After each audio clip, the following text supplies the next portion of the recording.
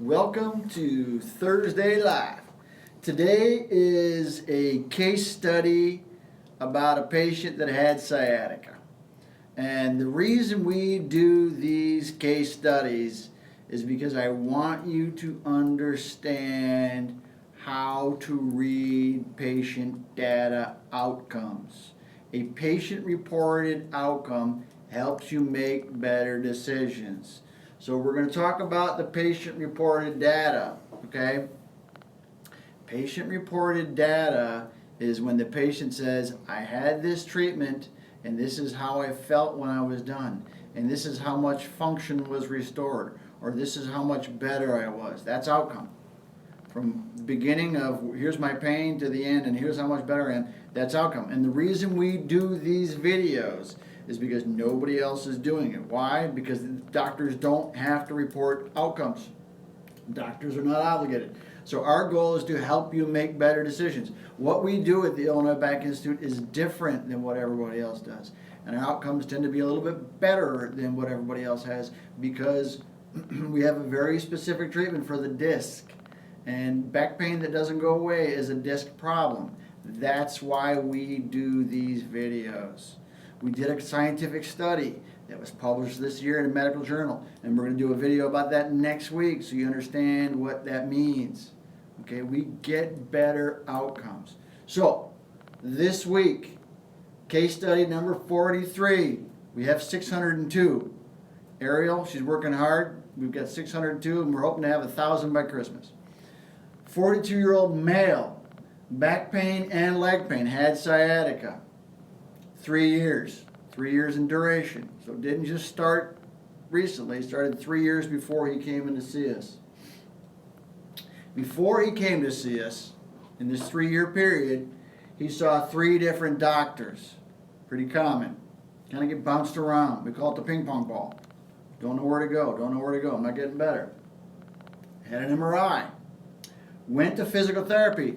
Did not get better.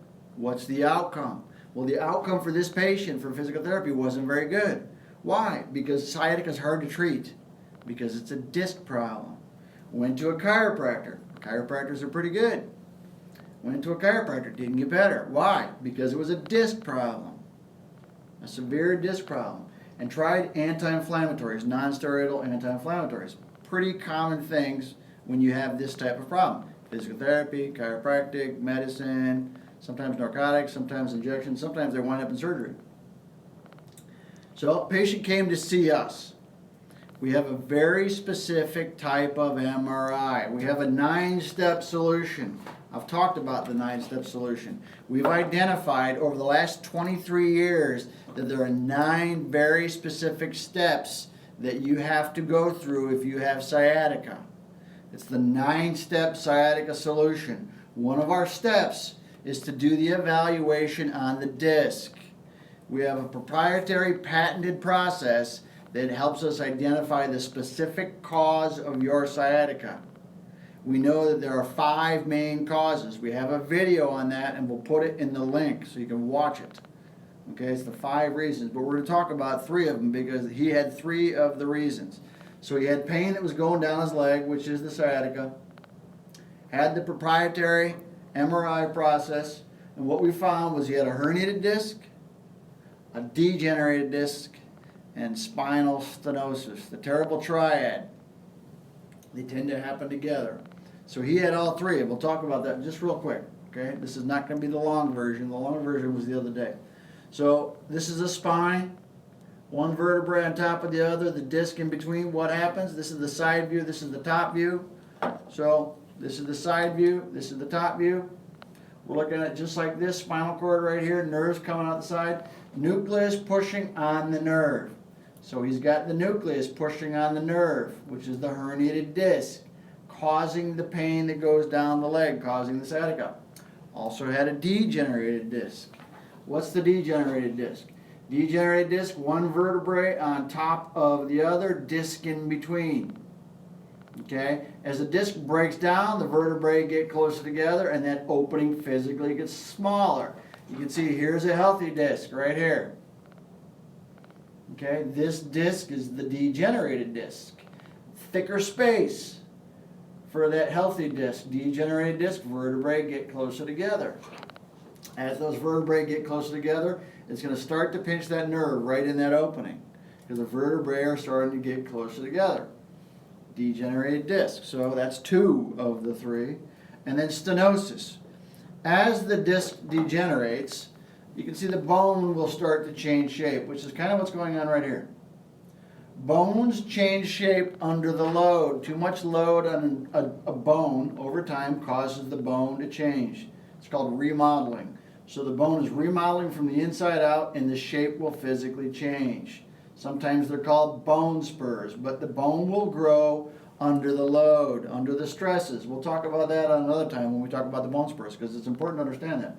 So as that happens, healthy space, okay, again, top view right here, looking at the healthy space, enough room inside there for the spinal cord and the spinal nerves. As that bone starts to change shape, and it's pretty common when you have a degenerated disc, it's not uncommon that you'll also have some level of stenosis that goes with that. So, head stenosis. Stenosis is what? Narrowing of the space. Space is smaller. Why is it smaller? It's smaller because the bone is pushing into that space. So you get the change in the shape of the bone. And that starts to compromise sometimes the spinal cord, sometimes the spinal nerves. But that will start to cause the pain down the legs. Now typically, and we talked about this a little bit yesterday in the morning, when you have a herniated disc like this that's pinching the nerve, they'll cut out that disc. It's called a discectomy. Pretty advanced type of surgery. When you have the degenerated disc, sometimes they'll create a larger opening, or sometimes they'll fuse it together. Pretty advanced. And with the stenosis, sometimes they'll cut out part of the bone. That's called the laminectomy. So this patient had 3 pretty severe problems. Came in to see us. Did our MRI. Found out what the problem was. Formulated a treatment for the problem. Part of that 9-step, okay? Part of it's education, which we're doing here. You need to understand why you have the problem, what's causing it. When you figure out what the cause is, the treatment needs to fit the cause. So we formulate a treatment around what the cause is. Okay? So part of the process is being educated about what it is, what exercises to do, what stretches to do, what activities to avoid, and then formulating a diagnosis. We talked about the MRI, and then you put together a treatment plan. And then from there, progress through the program. Patient came in 3 years post originally starting this problem and having, again, we call it the ping pong ball, bouncing around, provider. Okay, what do I do now? What do I do now? Back pain was an 8, sciatica was an 8. Oswestry was a 46. We score well, first of all, we score the back pain from 0 to 10. 8 is severe, pretty high level of back pain, pretty high level of sciatica, pain down the leg. Sciatica can be terrible, okay? A lot of pain down the leg. Oswestry is what we call the disability index. The Oswestry disability index tells us how bad the pain is and the effect the pain has on your lifestyle. It's questionnaires about how does it feel when you walk, how does it feel when you sit, how does it feel when you're at work, how does it feel when you sleep, all these things, how does it feel when you drive a car, all the activities that you do throughout your day. We score how much effect that pain has on your lifestyle. It's a disability index. Oswestry disability index means this pain is causing me this much disability in my life. I can't do these things, okay? So it's scored from 0 to 100. 0 is no disability. 100 is I can't get out of bed. The pain is terrible. It's compromising every aspect of my life, okay? So it's 5 categories. Now these categories are important because specific categories typically wind up in certain types of treatments, and we'll talk about that.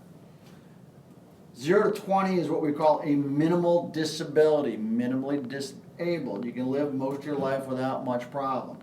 21 to 40 is moderate disability. 41 to 60 is severe disability. Well, our This patient that we're talking about, this gentleman, he was a 46. So he was in this category. He was a severely disabled patient as a result of his pain. Sciatica. 61 to 80 is crippled, and 81 to 100 is bedbound. You can't get out of bed. So what we know is when you have sciatica and you've had it for more than a year, so if you've got a pinching of the nerve and you've had it for more than a year and you've tried other therapies and you did not get better, you are now a candidate for surgery. He was a candidate for surgery, didn't want surgery, because those surgeries are advanced. Okay, laminectomy is advanced, fusion is the most advanced surgery you can get. Okay, it's a serious, serious surgery. Didn't want surgery. Came in to see us. We talked about his pain. Pain was an 8 in his back and in his leg. His disability index was a 46. Now our goal is always to get the patient's Oswestry disability index below a 20. Okay? We focus on the pain and we focus on what's causing the pain, but more importantly, we focus on function. Function is how well you're functioning in your everyday life. Okay? So our goal is always to get this 46 down below 20. Came in the program, 29 treatments. What's the program? We have a process where we take pressure off the disc. It doesn't hurt. We call it unweighting. We're unweighting the disc, and then we have you do exercises. There's no drugs and there's no surgery. So we unweight the disc, and then we have you do exercises, and then we start to get a little bit of pressure off that disc and a little bit of pressure off the nerves, and things start to feel better. And then we have you do more exercises to make it stronger. And by making it stronger, you're more stable. And when you're more stable, you can do more things. You can live a better life. The quality of your life gets better. We have a video of Dan Hampton, and he describes it perfectly. And I've had this, I know. When you have back pain, your world gets smaller. What does that mean? Why is it getting smaller? It's getting smaller because I can't do as much. Because every time I do something, it hurts. Can't golf, can't run, can't do these things. Our goal is to make your life bigger. Okay? We have an Instagram account. It's called Humans of Back Pain. What does that mean? It means we want to make you more human. We want to help you live your life again. Okay? Patient came in at an 8 and a 46 after 29 treatments. Back pain was a 1. Sciatica was a 1. Oswestry was an 18. What's the outcome? Patient reported outcome. This is not me telling the patient, oh, you're better, man, everything's great. No, patient says, I'm a 1 and I'm an 18. That's called patient-reported data.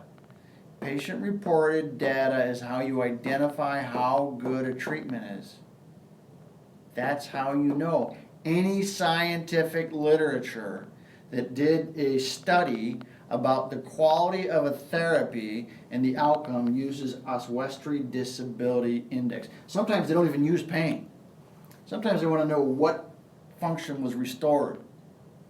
Most studies will involve at least one or the other, but 90% of the time Oswestry, and sometimes it's just the Oswestry, because that's how important that number is. How well are you living your life? This is outcome. Why do we do this? We do this because, number one, we're the only ones doing this. It's hard to get this data. We're telling you this is what happens. But also we're doing this so you can make better decisions. And some people suffer needlessly with all these other conditions, with the herniated disc, with stenosis, with the degenerated disc, and they suffer and they don't have to. Because we can help these problems, because we affect the disc. We take pressure off nerves. We treat more sciatica than anybody. We treat it more successfully than anybody. And we have a scientific study that proves it. It's been published in a medical journal. And we're going to talk about that next week.